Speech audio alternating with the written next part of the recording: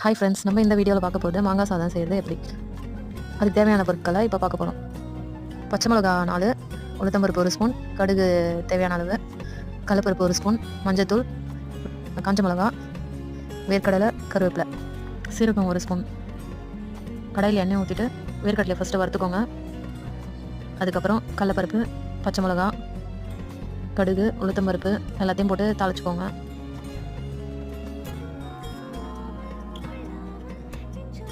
அது நல்லா ஃப்ரை ஆன பிறகு மாங்காவை போட்டு சிம்லேயே வச்சுட்டு கொஞ்ச நேரம் வதக்குங்க.